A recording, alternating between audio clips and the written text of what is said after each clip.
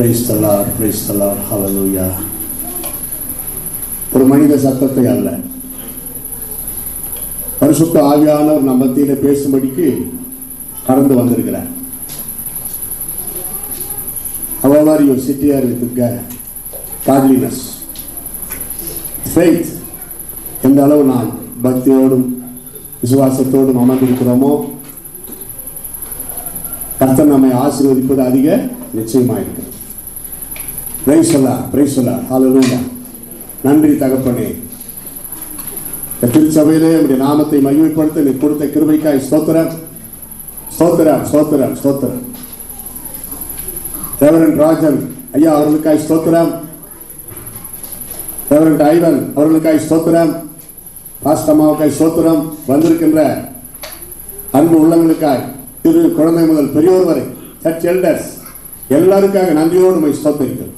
இப்பொழுதும் நீர் என்னோடு பேசும், எங்கள் அனைவரோடும் பேசும். இந்த வார்த்தை கேட்டு நாங்கள் பிரயோஜனப்பட உதவி செய்யும். துதிகன மகிமையெல்லாம் உமக்கே நாங்கள் ஏறெடுக்கிறோம். இயேசுவின் நாமத்தில் ஜெபிக்கிறோம், ஸ்தோத்திரிக்கிறோம் எங்கள் அருமை பிதாவே. சபையார் எல்லாரும் சத்தமா ஆமென். கலாத்தியருக்கு எழுதின நிருபம் 6ஆம் அதிகாரம் 14வது வசனம். கலாத்தியன் chapter 6 verses 14. நானும் நம்முடைய கர்த்தராகிய இயேசு கிறிஸ்துவின் சிலுவையை குறித்து அல்லாமல் வேறு ஒன்றையும் குறித்து மேன்மை பாராட்டாமல் இருப்பேனாக. அருமையான ஒரு வார்த்தை.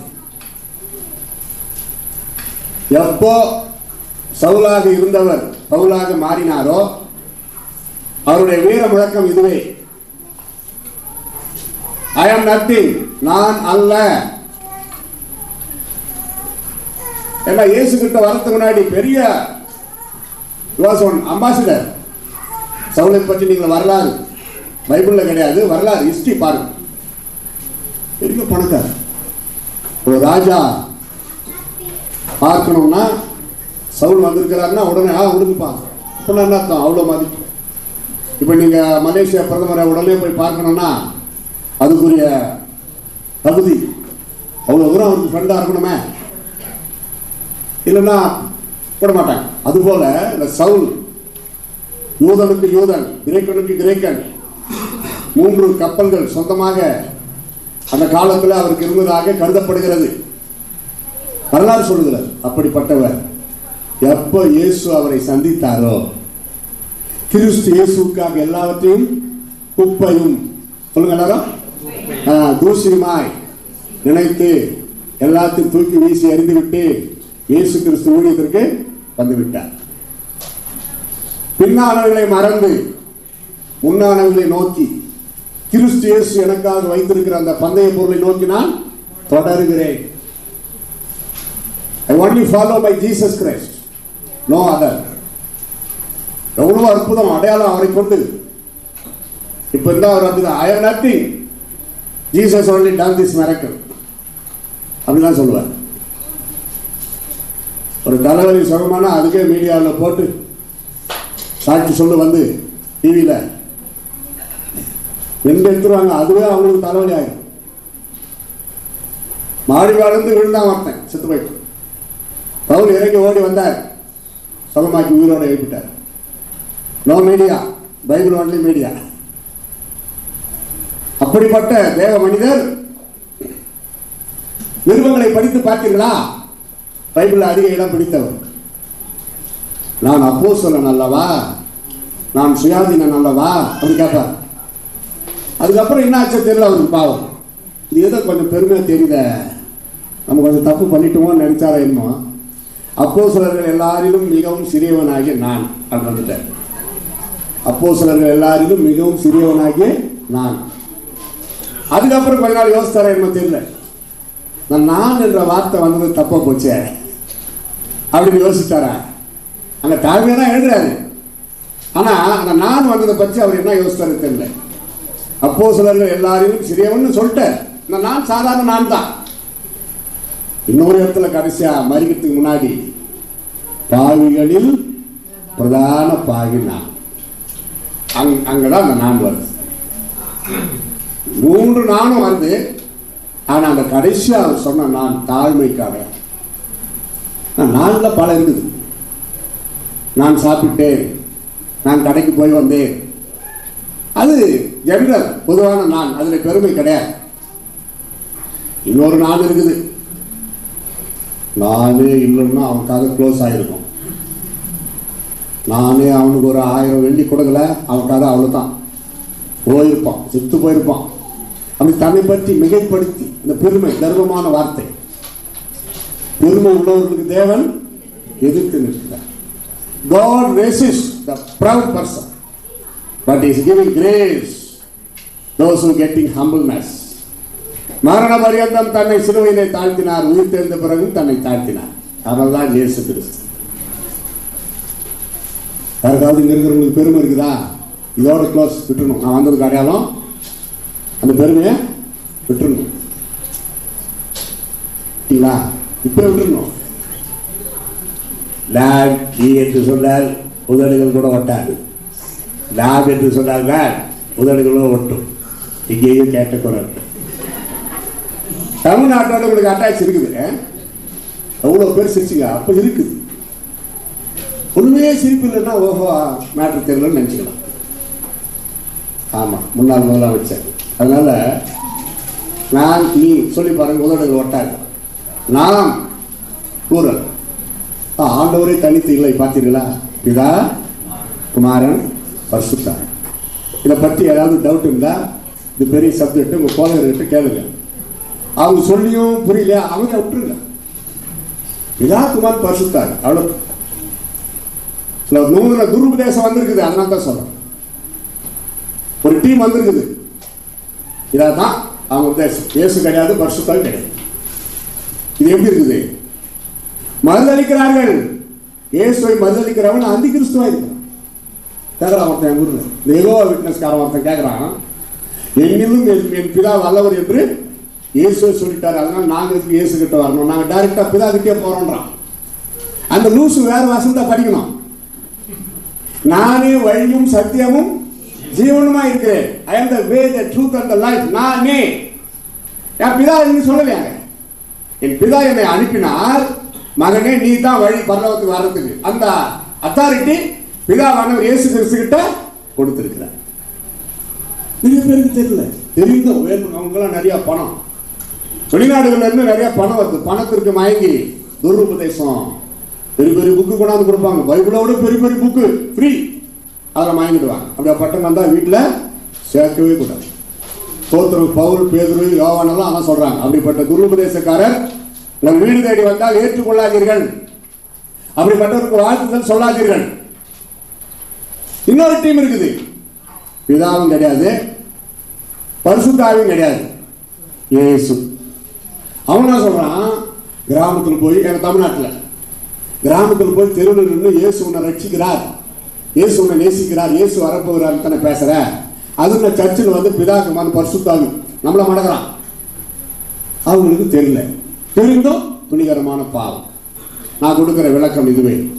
ஒருத்தன் ஆக்சிடென்ட் ஆயிட்டான், வழியில ரோட்ல ஆக்சிடென்ட் ஆயிட்டான். அவனுக்கு அந்த நேரத்தில் ஃபர்ஸ்ட் எய்டு தேவை, முதல் உதவி. தண்ணி தெளிச்சு அவனுக்கு சுயநினைவு உண்டாக்கி காப்பாற்றுமே, அதுதான் நற்செய்தி. அடையில சொல்லுங்க, நற்செய்தி அறிவிக்கிறதுக்கு சமானம். இயேசுதான், இயேசுதான், இயேசு கிட்ட வாங்க, அதான் நற்செய்தி.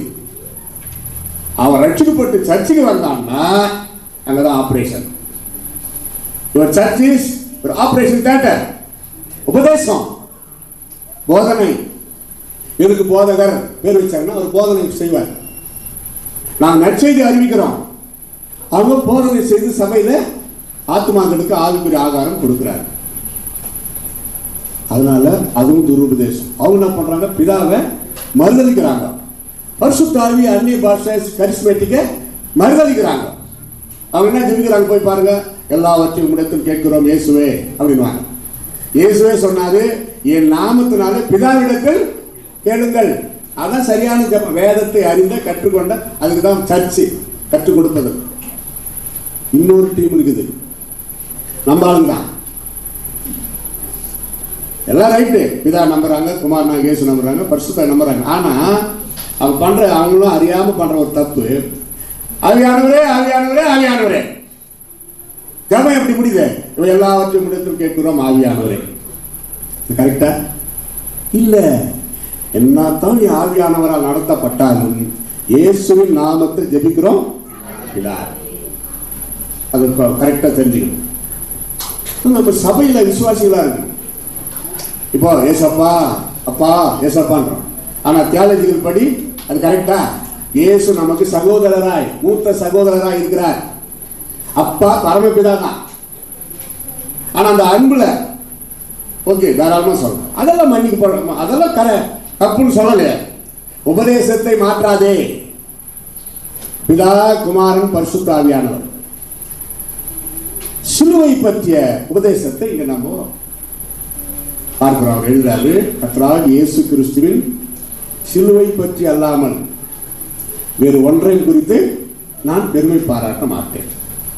சிலுவையை சந்தித்த 4 நபர்கள், அதான் முக்கியமான ஒரு மேட்டர் நான் கொடுக்க வந்திருக்கிறேன். சிலுவை என்றாலே இயேசுவை தான் குறிக்கிறது. இயேசு தான் மரித்தார். நிறைய பேர் மரித்தாலும் சிலுவை அடையாளம் இயேசுவை குறிக்கிறது. மற்ற சின்னங்கள் குழப்பத்தை உண்டாகும். யோசித்து பாருங்க. எனக்கு தமிழ்நாட்டில் கேட்பேன், ஒரு தூக்கு கயிறு சின்னத்தை பார்க்கிறீர்கள், யார் ஞாபகம் வருது அப்படின்னு கேட்பேன். குற்றவாளி ஞாபகம், யூதாஸ் காரியோத்தே அப்படிலாம் சொல்லுவாங்க. ஒரு வீரபாண்டிய கட்டபொம்மன் ஞாபகம் வரலையே, தமிழ்நாட்டில் தான் பொறுமை இல்லை. சரி, ஒரு துப்பாக்கி படத்தை பார்க்குறீங்க, யார் ஞாபகம் வருது? கொஞ்சம் மலருங்களாம். போலீஸ். அடுத்து ஆர்மி. பரவாயில்ல, கரெக்டா, நல்ல காரியம். செக்யூரிட்டி. பாருங்க, ஒரு மகாத்மா காந்தி ஞாபகம் வந்துச்சா பாத்தீங்களா? நீங்க தமிழ்நாட்டில் இந்தியாவில் கேட்க வேண்டிய கேள்வி, நீங்க தப்பிச்சிட்டீங்க. அதே போலதான் சிலுவை என்றாலே அந்த காலகட்டத்தில் அநேகர் குற்றவாளிகள் சிலுவையில் அறையப்பட்டார். ரோம சக்கரவர்த்தி அரசாட்சி செய்த அந்த காலகட்டம்.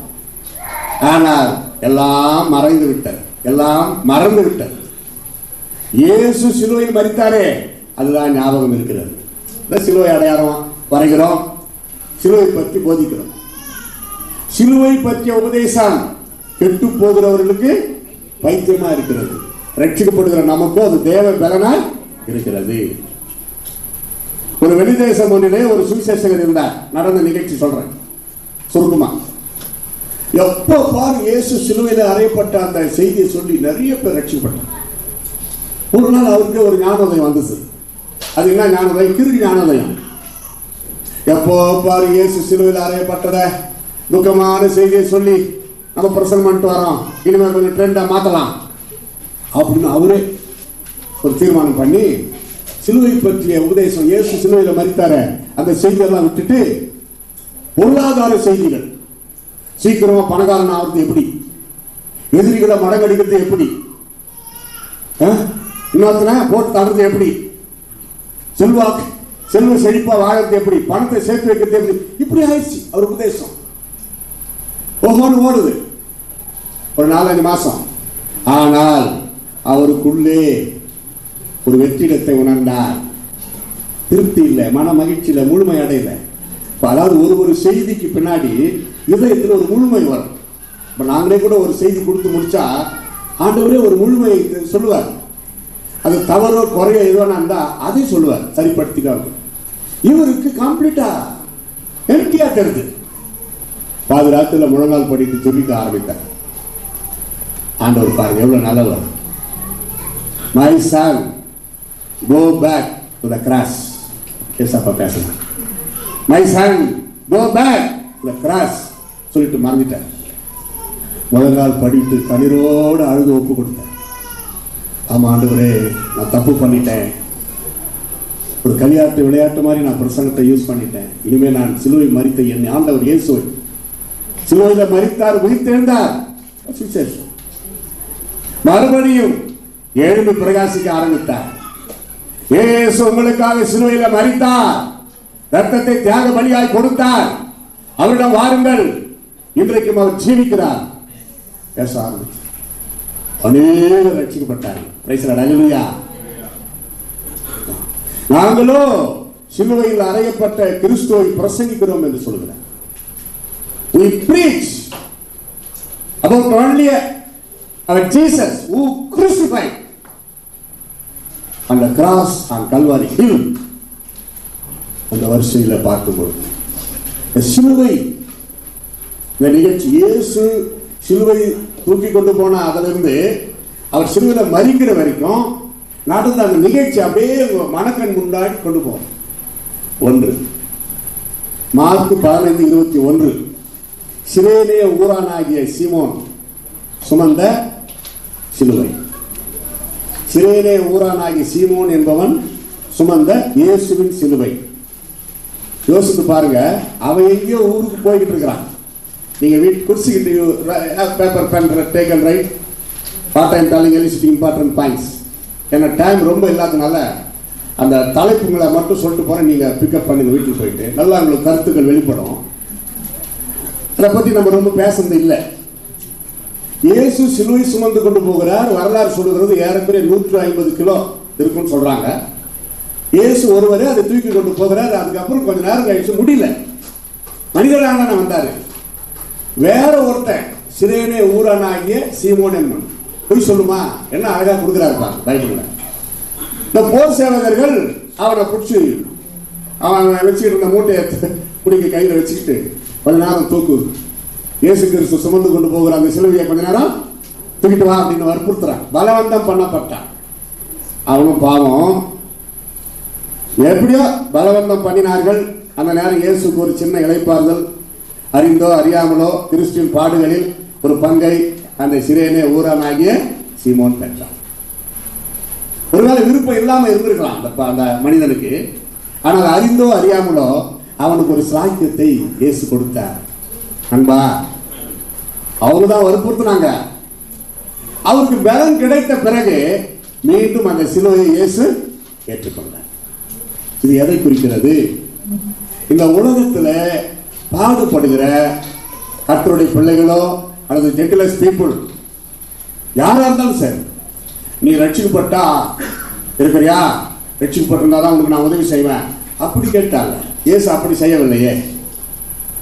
தன்னை நோக்கி வந்த இயேசு இந்த உலகத்தில் இருந்தபோது தன்னை நோக்கி வந்தவர்களை நீ தேவனுடைய ராஜ்யத்தை தேடு, இப்ப நீ ரட்சிக்கப்படு, முட்டி போடு, ஒப்பு கொடு, அப்பதான் நான் உனக்கு சுகம் தருவேன் என்று இயேசு சொல்லவே இல்லை. தன்னை தேடி வந்த அனைவருக்கும் சுகத்தை கொடுத்தார். அவங்க எல்லாரும் ரட்சிக்கப்பட்டாங்களா ரட்சிக்கப்படலையா அவரே விசாரிக்கிறார். ரட்சிக்கப்பட்டவங்களுக்கு ஸ்தோத்திரம். 10 குஷ்டரோகிகளை சுகமாக்கினார்.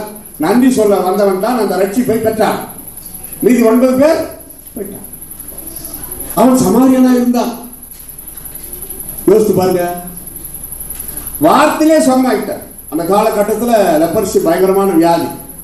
இப்ப மிஷினரிகள் கர்த்தருடைய பிள்ளைகள் அதுக்கு மருந்தெல்லாம் கண்டுபிடிச்சு இப்ப எல்லாமே ஒழிச்சு கட்டிட்டாங்க. அந்த காலகட்டம் அவங்களே ஓடி போயிடணும் பாளையத்துக்கு புறம்பு, எல்லாம் கொண்டு போய் அவங்க விட்டுருவாங்க சொந்தங்க.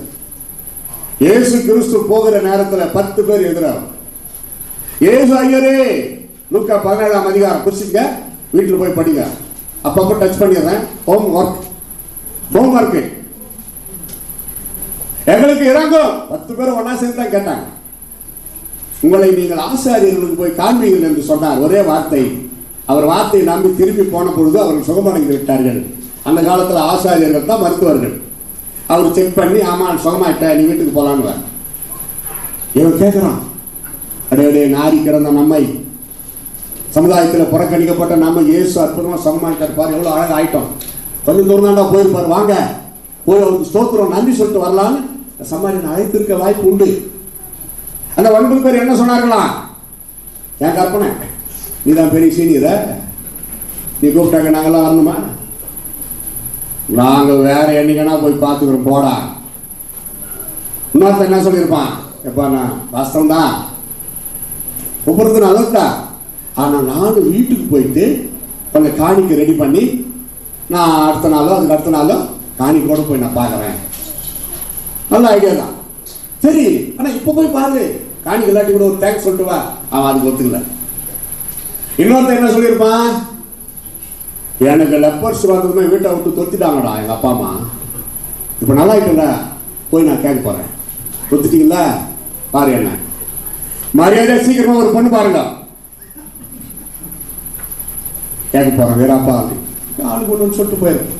இந்த ஒருவன் தனித்து அவனுக்குள்ள ஒரு சந்தோஷம், அதே நேரத்தில் அந்த 9 பேர் வருகின்ற ஒரு வருத்தம். எப்போ இது தெரியும்? இயேசுநாதருக்கு அந்த வருத்தம். மற்ற 9 பேர் எங்கே கேட்கிறாரு. அவ்வளவுதான், சுகம் பெற்றதோட க்ளோஸ் ஆகும் கதை.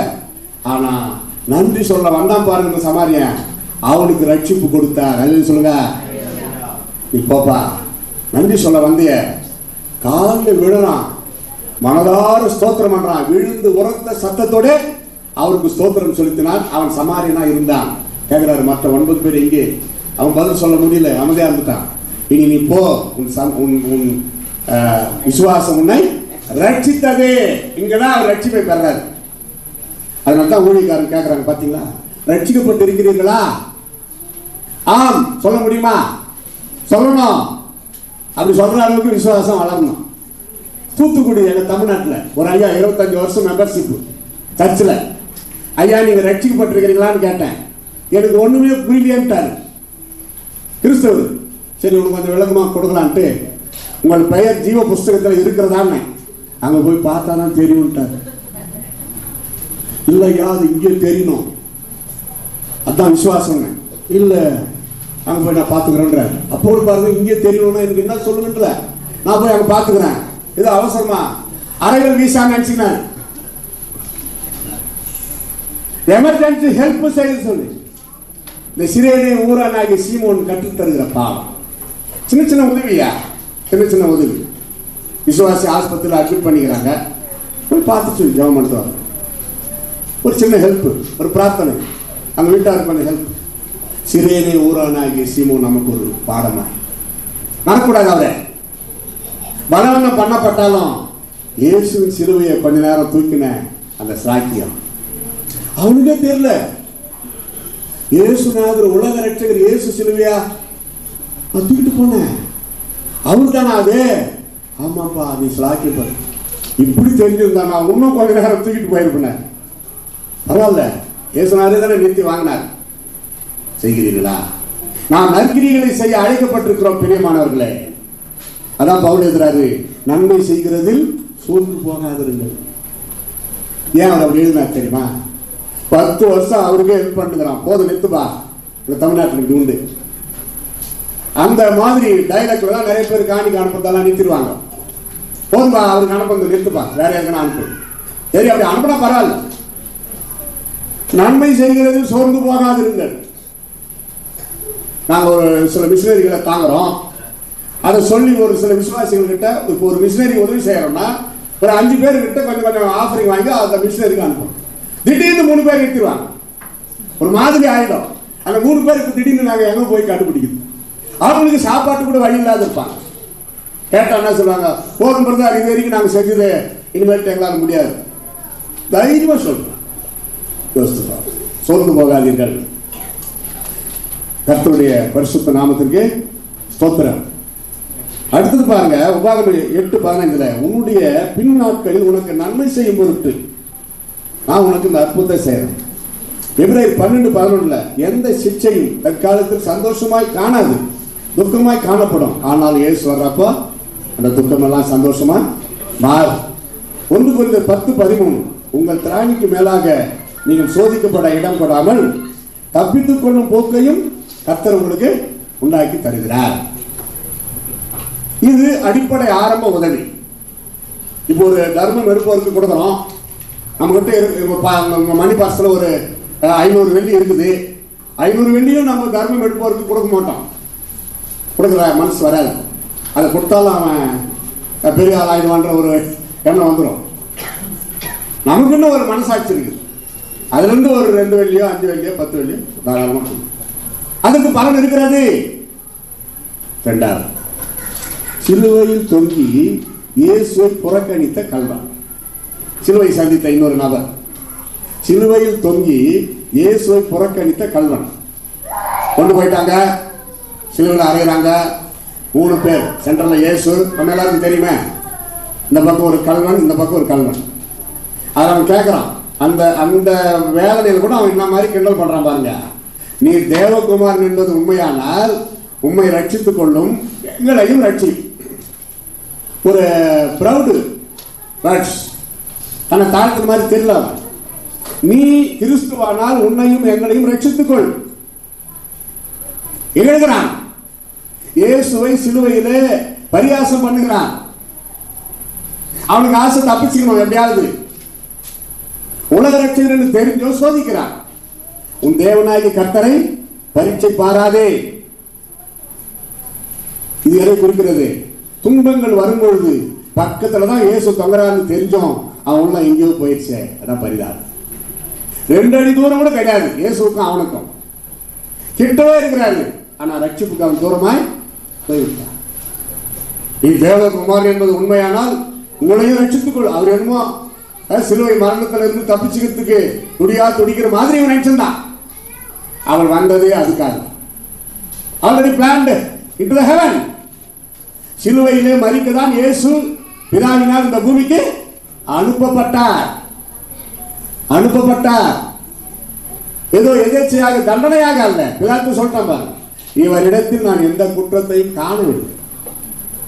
ஏன் என்ன பொல்லாப்பு செய்தான்? என்னிடத்தில் கொண்டு வந்திருக்கிறீர்கள். இவன் தேவதூஷணம் சொன்னான். மனைவி கிட்ட இருந்த லெட்டர் வருது. பிலாத்து மனைவி கிட்ட இருந்த லெட்டர் என்ன, ஒரு பொதுவான சபையில திடீர்னு பெண்கள் வந்து பேசக்கூடாது, ரூல்ஸ். அதனால லெட்டர் எழுதி அனுப்புறாங்க அந்த அம்மா.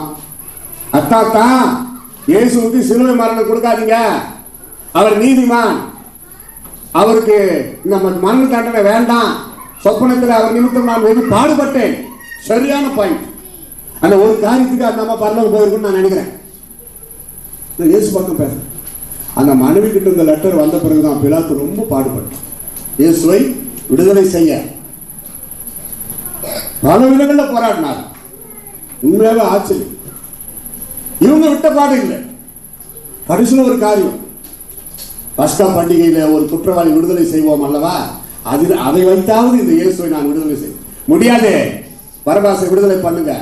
இவனை சிலுவையில் ரெடியா இருக்கிறாங்க. மேட்ரோடா கரகோஷம் கத்துறாங்க. கத்தியாவது சாதிப்பாங்க. பார்த்துருக்கீங்களா? சிலரு பேசுறது போய் சத்தம் போட்டு கத்தி பேசுறத ஜெயிச்சிருவாங்க. அப்படிதான் ஜெயிச்சான். இவன் ரத்த பொழி எங்க மேல, பிள்ளைங்க மேல இருக்கட்டும் பரவாயில்ல, சிலுவையில் அறையும். சாபத்தை கேட்டு வாங்கினார்கள் யூதர்கள். தன் குலத்தில் பிறந்த இயேசுவையே புறஜாதி ராஜா கையில ஒப்பு கொடுத்தார். If you go to Israel now also, you can see 10 or 20% wailing wall, அழுகை சுவர். என்ன சொல்றாங்களா? அவங்க சொன்னாங்க பாருங்க, முற்பிதாக்கள், இவன் ரத்தப்பொழி எங்க மேல எங்க பிள்ளைகள் மேல இருக்கட்டும் பரவாயில்ல, இவனை சிலுவையில அறையும். அந்த சாபம் மெசியாவே எங்க முற்பிதாக்கள் அல்லவா சாபத்தை கேட்டு வாங்கினார்கள். இன்றைக்கும் அந்த சாபத்தில் இருக்கிறோம், எங்களை மன்னிக்க மாட்டீரா என்று தங்கள் தலையை அந்த சோற்றில அடித்து மோதி அடித்துக் கொண்டு அழுது கொண்டிருக்கிறார்கள். இப்ப கூட டவுட் அங்க போய் பார்த்துட்டு வாங்க. நேரா போக முடியாது நீங்கெல்லாம் இஸ்ரேலுக்கு. ஏன்னா இந்தியாவுக்கு வந்துதான் அங்கிருந்து போக முடியும். அப்படி இருக்குது நிலவரம். இன்றைக்கும் அதைத்தான் சாபத்தை கேட்டு வாங்காது. வாயை திறந்து பேசினா நல்லதா பேசணும். நீங்க பெற்றெடுத்த பிள்ளைகள் தானே, என்ன வேணா குறை தவறு, 10 வெள்ளி கூட கொடுக்கல சம்பாரிச்சு விட்டு நல்லா இருக்கிறானா வாழ்த்தி ஆசீர்வதிச்சு அனுப்புங்க. நீ நாசமா போற பாடுறா, நீங்க பெத்தவங்க பசங்களா அப்படியே சொல்லக்கூடாது. எதுக்கு அந்த வார்த்தை வேண்டாம். அவங்க நமக்கு என்ன வேணா துரோகம் பண்ணிட்டோம், கைவிட்டோம், பரவாயில்ல, கர்த்தர் இருக்கிறார், நம்மை காப்பாற்றுவார், கடைசி வரை நடத்துவார், காப்பாற்றுவார். வாழ்த்துங்கள், ஆசீர்வதிங்கள், சபிக்க வேண்டாம். தோஷணம் பண்றான். அடுத்த கள்ளன் பார்த்தீங்களா? அடே சட்டப்படி நியாயப்படி நாம் தண்டிக்கப்படுகிறோம். ஏடி பண்றியா, கிண்டல் பண்றியா, கனடா அப்படி சொல்லிட்டு அவனுக்கு புத்தி சொல்லிட்டு, மேசியாவே என் மீண்டும் ராஜாவாக வரும்பொழுது அடியேனை நினைத்தார். Please remember Messiah. When you come as a king, remember me. அவனுக்கு அந்த அளவுக்கு சக்தி தெரிஞ்சிருக்குது பாருங்க. திருடனா கல்வனா இருந்தாலும் இயேசுவை பற்றி நல்லா தெரிஞ்சு வச்சிருக்கிறான. அந்த ஒரு வார்த்தை இயேசுவின் இதயத்தை தொட்டது. இவ்வளவு மேட்ட தெரிஞ்சிருக்கிறான். இன்றைக்கு நீ என்னோடு கூட பரதீசில இருக்காய். கை தட்டி கர்த்தரை ஸ்தோத்திரம் பண்ணுங்க. அல்லேலூயா. இந்த 2 பேர் சிலுவையிலே தொங்குகிறார்கள். ஒருவருடைய நிலைமை பரிதாபம், இன்னொரு நிலைமை பாருங்க, அங்கேயே அவன் தேவனுடைய ராஜ்யத்தில் பிரவேசிக்கும் சாக்கியத்தை இயேசு கிறிஸ்து வாயால அந்த பேச அந்த சவுண்ட அவன் காதால கேட்டு சந்தோஷமா அதே சிலுவையில மரித்தார். சற்று சிந்தித்து பாருங்க. நம்முடைய நிலைமை கடைசி கட்டம் வரை பரிசுத்தமான ஒரு வாழ்க்கை. இன்றைக்கு நான் மரித்தாலும் என் ஆண்டவர் இயேசுவோடு இருப்பேன். சிக்கல்கள், errors, if any problem you must confuse. யாருமே பரிசுத்தவான்கள் ரொம்ப சிக்காயிட்டா உயிர் போற மாதிரி இருக்கிற நேரத்தில் மன்னிப்பு தான் கேட்பாங்க. அதான் வேற வழி. கடைசி கட்டம் பரலோகத்தில் போய் சேரணுமே. ஒருவேளை மன்னிக்கப்படாத தவறுகள் குறைகள் இருக்குமானால், அப்பா இயேசுவை மன்னிங்க, என்னை பரிசுத்தமாக்கி இப்ப எடுத்துக்கொள்ளுங்கப்பா, சுயநலம் இருக்கிற வரைக்கும் கண்டிப்பா ஜெயிப்பார். நிறைய பேர் நாங்கள் பார்த்துருக்கோம். நேற்றம் வரும். பரிசுத்தவான்கள் கர்த்தருடைய பிள்ளைகள் மரிக்கும்போது மன்னிப்பு, பெருமை உள்ளவனுக்கு தேவன் எதிர்த்து நிற்கிறார் என்றப்போ அந்த பெருமையை விட்டுட்டு தான் நம்ம பரலோகம் போய் சேர முடியும். என்ன ஆவிக்குரிய பெருமை? பாட்டு நல்லா பாடணும், அதுல ஒரு பெருமை. அழகா இருந்தா அதுல ஒரு பெருமை. சரி இருந்துன்னு போட்டோம், மற்றவங்களை ஏன் குறை சொல்லணும்? தப்பு தானே? Proud spirit, it brings up to burning hell, second death of hell fire. அமெரிக்காவில் ஒரு குத்து சண்டை வீரன் இருந்தான். இதுவும் நடந்த நிகழ்ச்சி தான். அமெரிக்காவில் எல்லாரும் இங்க அடிச்சு போட்டுரும், அவனை யாருமே ஜெயிக்க முடியாது. ஒரே நேரத்தில் 10 பேர் வந்து இவனை சந்திச்சிருக்கிறாங்க. மேடையில 10 பேரும் ஜெயிச்சிட்டான். கிறிஸ்தவ பெற்றோருக்கு பிறந்த பையன். சரி ஜெயிச்சுட்டு சந்தோஷமா போக வேண்டியதானே. இவன் என்ன பண்றான் தெரியுங்களா? Is it Jesus living? If it is true, send to me an angel to fight with me. Then I will believe Jesus is living like that. இயேசு இருக்கிறது உண்மையானால் அந்த இயேசு என்கிட்ட ஒரு தேவதூதனை அனுப்பிட்டோம், அவன் என்ன ஜெயிக்கிட்டோம், நான் அப்புறம் இயேசுவை நம்புறேன்னா. 10 முறை கேட்டான் மேல பார்த்து. எங்கிருந்தோ வந்த ஒரு வண்டு பட்டா அவன் நெற்றியில பட்டுட்டு ஓடி போயிடுச்சு. வண்டு ஏன்? இவன் ஒரு மண்டு. மலை போல சரிந்து விழுந்தான். அவன் செத்து போயிட்டானா இல்லையான்னு கூட யோசிக்காம தூக்கி போய்க்கிறாங்க. அவன் எப்போ செத்து போயிட்டான்? ஆண்டவர் என்ன சொல்லியிருப்பாரு நினைக்கிறீங்க? அட லூசு, உன்னை ஜெயிக்கிறதுக்கு தேவதூதனை நான் அனுப்பணுமா? வேலை வெட்டியில எங்களுக்கு ஒரு வண்டு போதுண்டா, ஒரு கரப்பாம்பூச்சி போதும், ஒரு பல்லி, ஒரு பூரா, ஒரு தேடு, ஏன் ஒரு கொரோனா, எத்தனை பேரு வாரிக்கிட்டு போச்சு. மரணம் என்றைக்கும் எப்பொழுதும் யாருக்கும் சகஜம். எங்க போகும்? நெக்ஸ்ட், சிலுவையில் தொங்கி இயேசுவை ஏற்றுக்கொண்ட கல்வன். லூக்கா 23:40-41. நீ இந்த ஆக்கினைக்கு உட்பட்டவனா இருந்தும் தேவனுக்கு பயப்படுகிறது இல்லையா? இவரோ தகாது ஒன்றும் நடப்பிக்கவில்லையே. இயேசுவை பார்த்து, ஆண்டவரே நீர் உடைய ராஜ்யத்தில் வரும்பொழுது அடியனை நினைத்தருளும். இயேசுவின் வார்த்தை, இன்றைக்கு நீ என்னுடனே பரதீசில் இருப்பாய். 2 பேரும் ஒரே ஃப்ரெண்டுக்கு தான். அந்த ஸ்பாட்ல ரட்சிக்கப்பட்டான். ரட்சிப்பு இலவசம், ஆனால் இயேசு கொடுப்பதற்கு எவ்வளவு பாடுபட்டான். இதான் கேட்கறோம், ரட்சிக்கப்பட்டிருக்கிறியாப்பா? பாருங்க, எமர்ஜென்சி, உடனே அந்த ரட்சிப்பை பெற்றான். பரதேசியில் என்னோடு நீ இருப்பாய். அவருக்கு தெரியும் இயேசு மரித்த பொழுது நேரம் பரலோகம் போக போறது இல்லை. பரதேசிக்கு அவருக்கு ஒரு டியூட்டி இருக்குது. கட்டுள்ள ஆளுங்களுக்கு அவர் பிரசங்கம் பண்ண போகணும், பாதாளத்துக்கு போகணும், பரதேசிக்கு போகணும். அவ்வளோ ஒர்க்கு முடிச்சுட்டு அவர் வந்தார், உயிரோடு எழுந்தார். அவர் செத்து போயிட்டாருன்னா அப்படியே போயிருங்க. நமக்கு காட்சி அப்படி. அவர் செத்தாலும் உயிரோடு இருந்தாலும் உயிரோடு தான் இருக்கிறார். நடக்கிற நிகழ்ச்சி. அந்த சிலாக்கியத்தை பெற்றுக்கொண்டான். பார்த்தீங்களா? சங்கீதம் 32:10. துன்மார்களுக்கு அநேக வேதனைகள் உண்டு, கர்த்தரை நம்பி இருக்கிறவர்கள் கிருபை சூழ்ந்து கொள்ளும். ரோமர் 6:23. பாவத்தின் சம்பளம் மரணம், தேவனுடைய கிருபை வரமும் நம்முடைய கர்த்தராகிய இயேசு கிறிஸ்துவினால் உண்டான நித்திய ஜீவன். பாவத்தின் பலன் பாருங்க. எசேக்கியேல் 18:20. பாவம் செய்யும் ஆத்துமா சாவுன்ற. நீதி 28:13. தன் பாவங்களை மறைக்கிறவன் வாழ்வடைய மாட்டான். அறிக்கிட்டணும். அன்னைக்கு தவறா குறையா அறிக்கிட்டணும். மத்தியானம் அவங்க மனைவிய கோபமா பேசிட்டீங்களா? நைட்டு தூங்குறதுக்குள்ள சாரிம்மா சொந்த மனைவி தானே கேட்கணும். தனியாக காலில் கூட விடலாம், யாரும் பார்க்க பார்த்துல. இன்னும் ரொம்ப நேசிப்பாங்க. ஐயா புருஷர்களே எங்க இருக்கிறீங்களா, என் கண்ணுக்கு தெரிந்தா அவங்க நல்லா நீங்க உட்காருங்க. வாழ்க்கையில் பிரச்சனை வராமல் இருக்கிறதுக்கு ஒரு டிப்ஸ் தான். சரிம்மா சொல்லுங்க. கல்யாணம் ஆனவங்க மானமுள்ள மீசையில் ஆண்கள் கொஞ்சம் சத்தமா சொல்லுங்க. சரிம்மா. ரெண்டாவது சாரிம்மா. அதுக்கு ஒத்து வரலையா? ரெண்டு சரிம்மா. அது கூட ஒத்து வரலையா? கடைக்கு கூட்டிக்கிட்டு போயிட்டு ரெண்டு பூரிமா. Problem solve. அவ்வளோதையா. சின்ன பிரச்சனை வச்சுக்கிட்டு எதுக்கு பெரிய பிரச்சனை? மன்னிக்கணும். சொந்த மனைவி சொந்த புருஷன் தானே, யாரெல்லாம் மன்னிக்கிறோம். டாக்டர் சொல்றாரு ஒரு நாளைக்கு 1/2 மணி நேரம் சிரிக்கணுமா. ஒரு வேலையா இல்ல, அப்பப்போ கொஞ்சம் நான் சொல்லிட்டு உடனே கீழ்படுத்தி இப்பத்துல 1/2 மணி நேரம் சிரிச்சு இருக்காதீங்க. இனிமேல் கடைப்பிடிங்க. அப்பப்போ நைட்டு கணவன் மனைவி தூங்கறதுக்கு முன்னாடி கணக்கு போடுங்க. எவ்வளவு நேரம் சிரிச்சு இருக்குங்க. ஒரு 25 நிமிஷம் தான் வருது, 5 நிமிஷம் இருக்குது. பசங்க தூங்கிடுறாங்க தானே, ஒருத்தர் சிரிங்க. திருநெல்வேலியில் இந்த வார்த்தையை சொல்றேன், அது மூஞ்ச பார்த்தா சிரிக்கிற மாதிரி இருக்குன்ட்டான் ஒருத்தன். நான் சொல்றேன் அப்படியெல்லாம் சொல்லக்கூடாதுப்பா. கல்யாணம் பண்றப்போ பெண் பிடித்திருக்குதுன்னு சொல்லி தானே பண்ணேன். அப்ப நல்லதா இருந்துச்சுயா, இப்ப சிரிக்கிற மாதிரி இல்லை. அதை பார்த்தா இதே வார்த்தை உங்க மனைவி சொன்னா கரெக்டா இருக்குது. அவனுக்கு எல்லாருக்கும் வயசு ஆக ஆக அழகு குறையும். ஆனா இந்த 2 பேருக்கு அதான் அழகு, வேற வழி இல்லை. இந்த ரேடியாவே தூக்கி போட்டு வேற வாங்கறதுக்கு. மனைவி ரிப்பேர் பண்ணி நீ தான் வச்சிருக்கணும், புருஷனை ரிப்பேர் பண்ணி நீ தான் வச்சிருக்கணும். மாற்ற கூடாது, மாற்ற முடியாது. பைபிள் சட்டப்படி அது செல்லாது. அது வேற லிஸ்ட். அது நமக்கு தேவையில்லை. கற்பு நெறி தவறாது. பெண்களுக்கு மட்டுமல்ல ஆண்களுக்கும் இந்த கட்டளை உண்டு. Praise the Lord. ஹல்லேலூயா.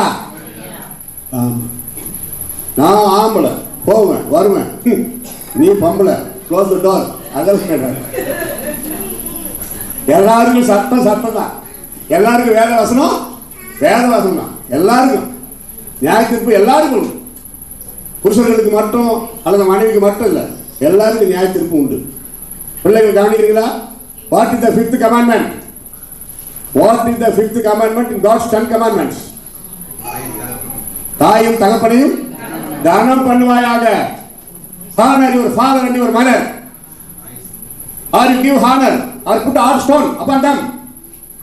தானம் பண்றீங்களா, கனமான கள்ளத்துக்கு போடுறீங்களான்னு இங்கிலீஷ்ல கேட்டேன். மறைக்கூடாதியா பிள்ளைகளே, உங்க பெற்றோர் மறைக்கூடாது. சட்டப்படி தப்பு அப்படி பார்க்கக்கூடாது. சரிங்கப்பா சரிங்கம்மா. 22 வயசான அப்ப கூட எனக்கு எங்க அப்பா அடிக்கிறப்ப சாரிப்பா இனிமே அப்படி பண்ண மாட்டோம் சாரிப்பா அடி வாங்குறேன். இப்போ 7 வயசு போயிருந்தா அடிச்சிருவே. அப்பா பார்த்து கேட்கறான், எனக்கு அடிக்க தெரியுமில்ல. அப்பா அது அடிச்சுன்னு விட்டாரு ஓட்டம். அவங்க அக்கா வீட்டுக்கு மனைவி போன் பண்ணிட்டாரு, என்னம்மா பையன் என்ன நிலவரம், வந்தா அடிப்பானா அடிக்க மாட்டானா, அமைதியா இருப்பானா. இல்லைம்மா இல்லைங்க அத்தான் கொஞ்சம் கோபமாக தான் இருக்கிறான், கொஞ்சம் நாளைக்கு வாங்க அப்படின்ற அளவுக்கு பசங்க இப்போ இருக்கிறாங்க. வரலாம் போக முடியும். ஆனால் மற்ற பசங்களை விட்டுருங்கய்யா, கிறிஸ்தவ பெற்றோருக்கு பிறந்த பிள்ளைகளுக்கு சொல்றேன், பயபக்தி தேவை. நாங்களாம் ரொம்ப ஹானம். எங்கள் அப்பா அம்மாவை நாங்கள் ரொம்ப கனம் பண்ணோம். ஆண்டவருடைய ஆசீர்வாதம். 9 கட்டளையும் எச்சரிக்கிறது. இந்த ஒரு கட்டளை ஆசீர்வாதத்தோடு கொடுக்கும். உன் வாழ்நாள் நீடித்திருப்பதற்கும், நீ உன் தேசத்திலே சமாதானமாய் குடியிருப்பதற்கும், உன்னை பெற்றெடுத்த உன் தகப்பனையும் தாயையும் கனம் பண்ணலாம். மற்றவங்களுக்கு முன்னாடி உங்க அப்பா அம்மாவை அவமானப்படுத்தக்கூடாது.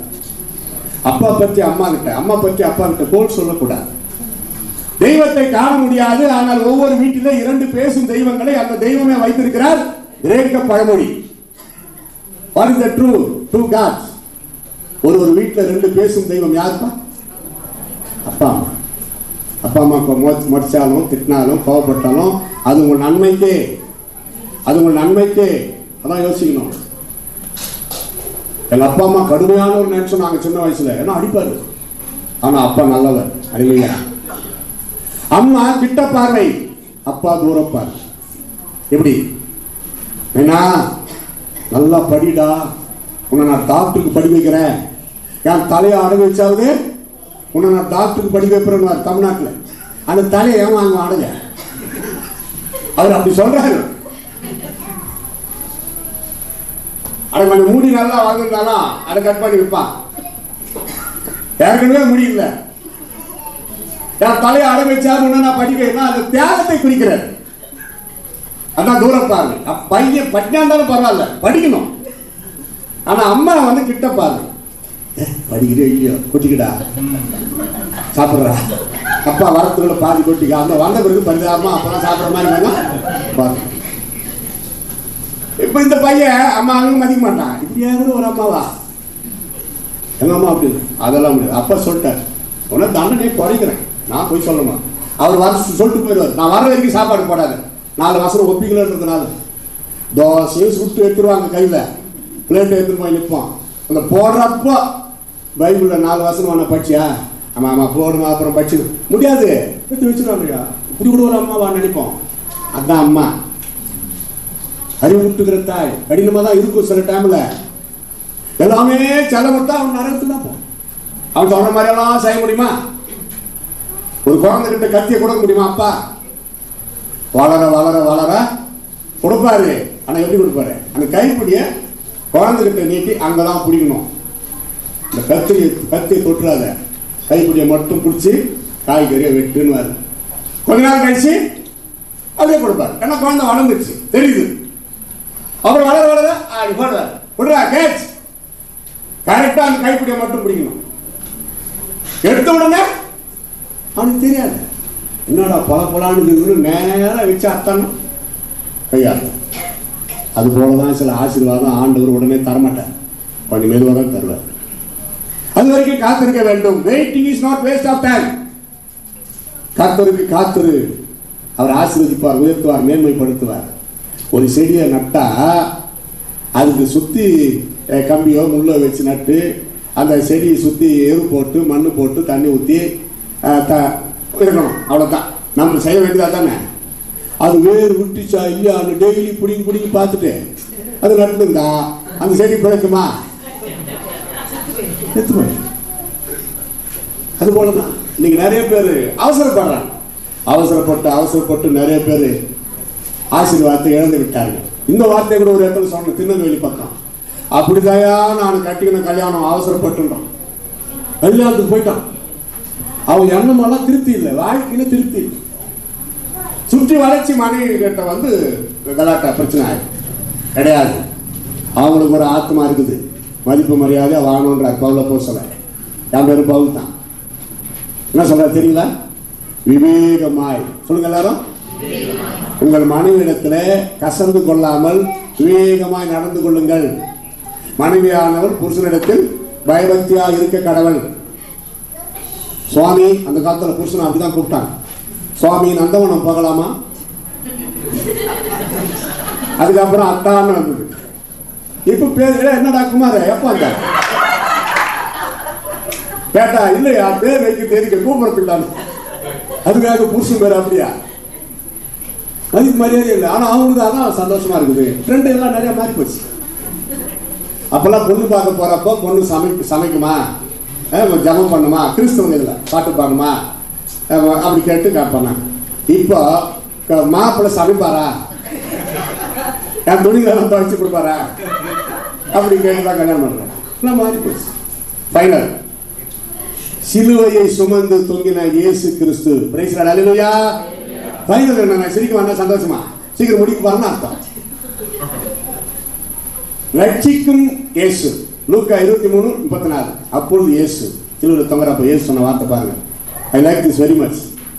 Forgive them, they don't know what they are doing. பிதாவே இவர்களுக்கு மன்னியும், தாங்கள் செய்கிறது இன்னது என்று அறியாது இருக்கிறார்களே என்றார்.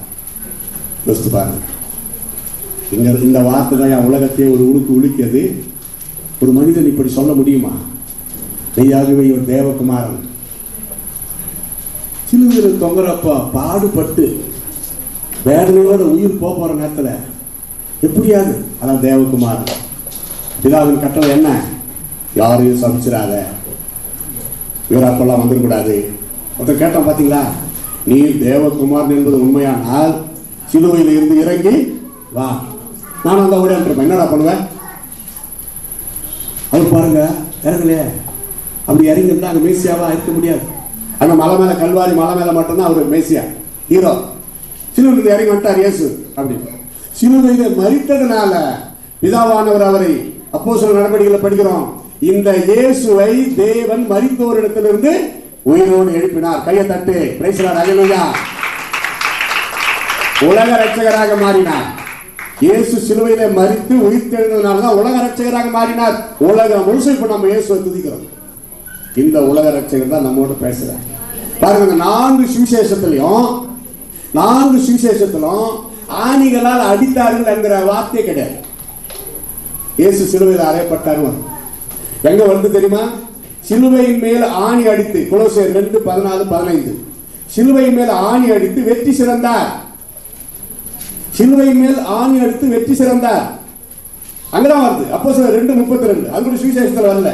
சிலுவையில் ஆணி அடித்து கொலை செய்தீர்கள், அவரை தேவன் மரித்தோரிடத்திலிருந்து எழுப்பினார். பேதுரு அங்க சொல்றார். 4 சுவிசேஷத்திலும் ஆணிகளால் இயேசு சிலுவையில் அறையப்பட்டார். எப்படிதான் மறந்தாங்களோ தெரியல அந்த 4 பேரும். இங்க கொண்டாடுறார், பவுல் கொண்டாடுறார், லேட்டு அப்போஸ்தலர் கொண்டு வர, பேதுரு கூட இருந்தவர் அப்போஸ்தலர் நடவடிக்கைகளை கொண்டு வர. ஆணி 3 ஆணிகளால் சிலுவையிலே தொங்கினார். நம்முடைய கைகளினால் செய்த பாவம் அது ஆசீர்வாதமா மாறணும். கால்கள் விரைந்தோடின பாவ சாபம் நம்ம கால்கள் நல்லதுக்கு போகணும். சிறைசிலை முள்முடி சூட்டப்பட்ட என்னது தலையிலே தலை எழுத்துறாங்க, தலையெழுத்து சாபம், அதை நீக்க இயேசு முள்முடி ஏற்றுக்கொண்டார். அதான் அதுக்கு அர்த்தம். நிறைய பேருக்கு தெரியல. சிறைசிலை தலையில இருக்கு, அதுதான் முக்கியம். நியாயப்பிரமாணத்தின் சாபத்திற்கு நம்மை நீங்களாக்கி கொள்ள இயேசு சிலுவையிலே தொங்கி சாபமானார். கலாத்தியர் 3:13. அதனால அப்பா அம்மா கிட்ட போய் கேட்காதீங்க, நான் பாவம் பண்ணியா நான் அனுபவிக்கிறேன். தப்பு. அது நியாயப்பிரமாணம் வரைக்கும் தான். எப்போ இயேசு சிலுவையில் தொங்கினாரோ அவங்கவுங்க தப்புக்கு அவங்கவுங்க கணக்கிடணும். அவங்கவுங்க பண்ண பாவத்துக்கு அவங்கவுங்க மன்னிப்பு கேட்கணும். அதான் உண்மை. நியாயப்பிரமாணத்தை இங்கே கொண்டாடக்கூடாது. 3ஆம் 4ஆம் தலைமுறை மட்டும் விசாரிக்கிறாரு. அப்ப நீங்க அப்பா அம்மா மட்டும் பார்த்து கேட்க கூடாது. அவங்க பெற்று அவங்க அப்பா அம்மா கேட்கணுமே. யார் செஞ்ச பாவத்துக்கு நீங்க அனுபவிக்கிறீங்க சொல்ல முடியாது. இன்னொன்னு இருக்குது, உங்க பசங்க உங்களை கேட்பாங்க, இதை நீ கடைபிடிக்கிறதா இருந்தா நீ என்ன பாவம் பண்ணியா நான் அனுபவிக்கிறேன். அப்ப அதுக்கு பதில் சொல்ல தயாரா இருக்கணுமா இல்லையா? அது கிடையாது.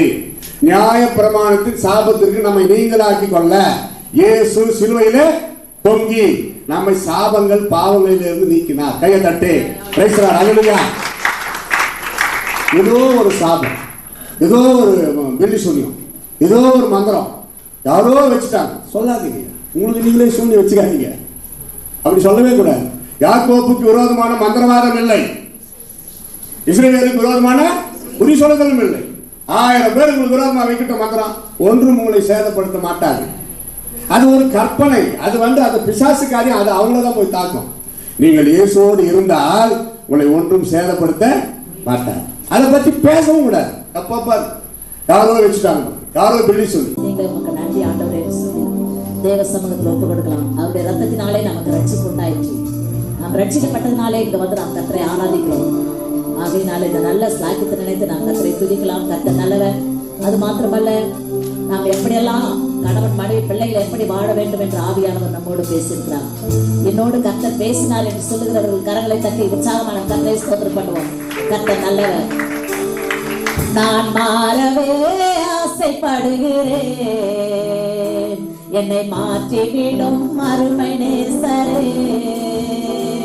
நான் மாறவே ஆசைப்படுகிறேன், என்னை மாற்றிவிடும் அருமை நேசரே. என் சிந்தை மாறணும், என் செயல்கள் மாறணும், என் பேச்சு மாறணும், என் பெருமை மாறணும். என் சிந்தை மாறணும், என் செயல்கள் மாறணும், என் பேச்சு மாறணும், என் பெருமை மாறணும். நான் மாறவே ஆசைப்படுகிறேன், என்னை மாற்றிவிடும் அருமை நேசரே.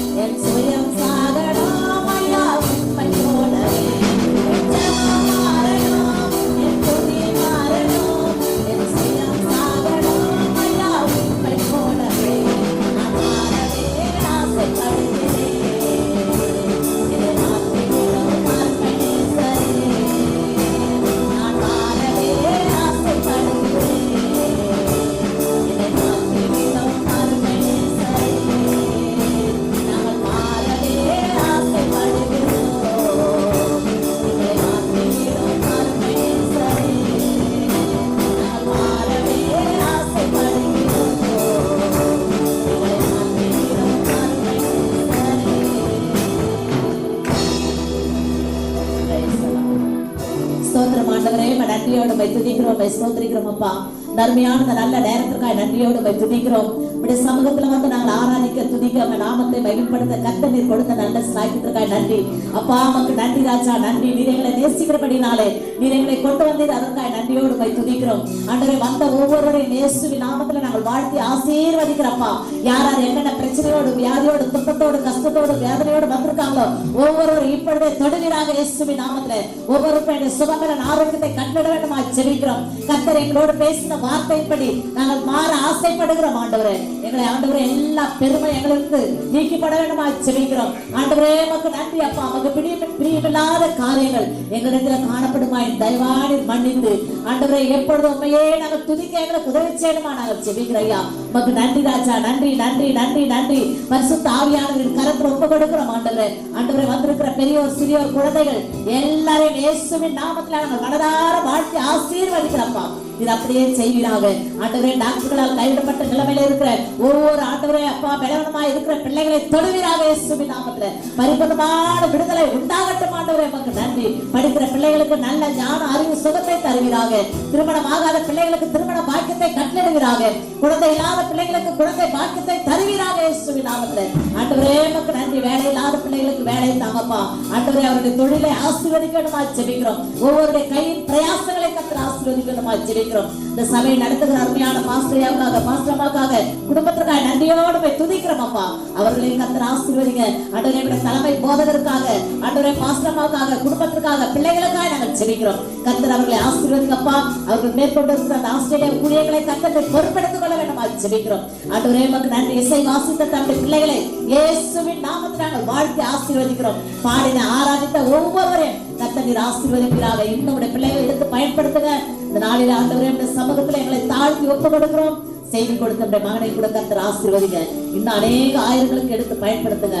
உடைய நாம மாத்திரம் எங்கள் மூலமாய் மகிமைப்பட வேண்டுமாய் ஜெபிக்கிறோம். எங்களை தாழ்த்துவதும் ஒப்பு கொடுக்கிறோம். இயேசுவின் நாமத்தில் ஜெபிக்கிறோம் பிதாவே, ஆமென்.